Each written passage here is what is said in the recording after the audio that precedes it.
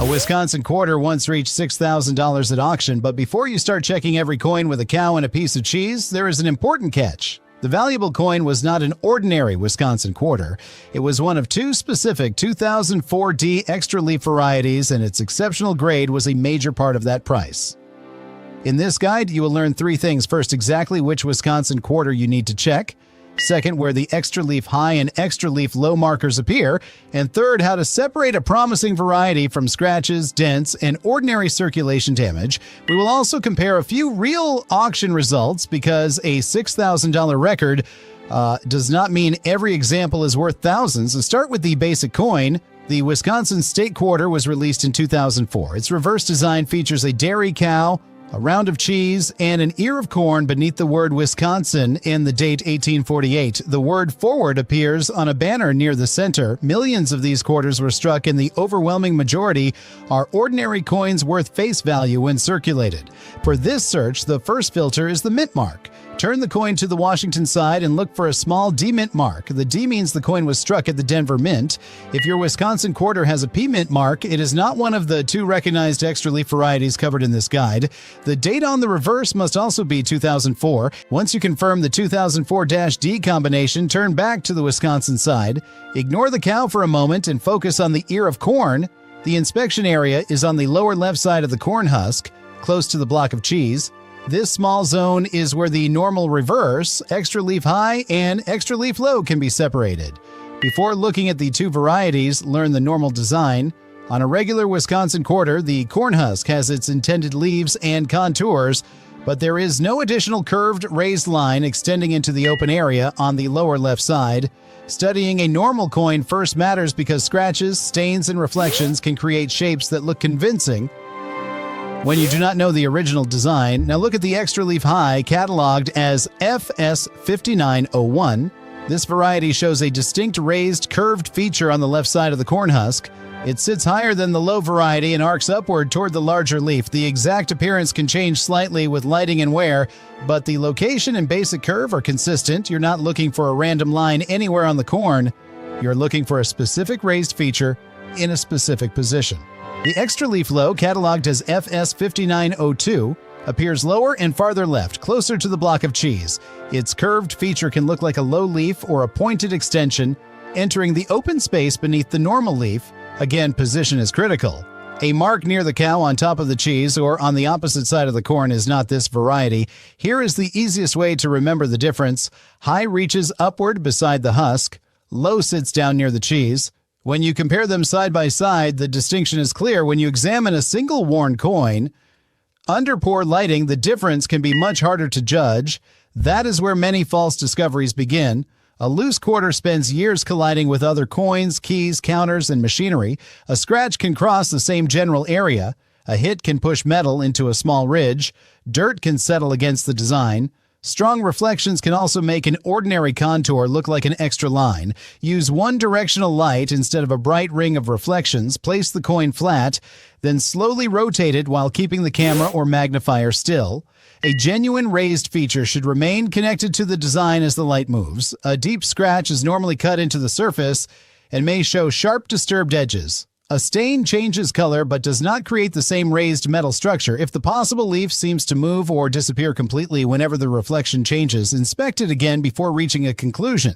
A 5-power to 10-power loop is enough for the first inspection. Extreme digital zoom often creates blocky edges and sharpening halos that are not on the coin. Clean the camera lens, not the coin. Never polish, rub, or chemically clean a possible variety. Cleaning can damage the surface, reduce collector value, and make professional evaluation more difficult. It also helps to compare more than one 2004D Wisconsin quarter.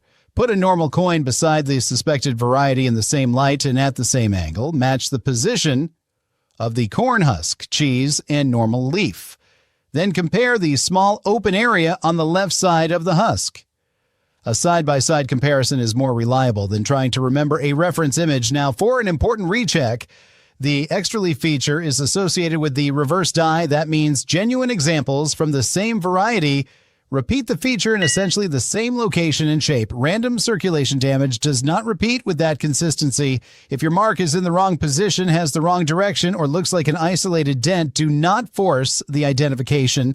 The origin of the extra leaf marks has been debated for years. Collectors and researchers have discussed die gouges, tool contact, and other possibilities. What matters for identification is that the high and low designs are established, cataloged varieties. We do not need to claim a dramatic story about how they were created when the precise cause is not fully settled.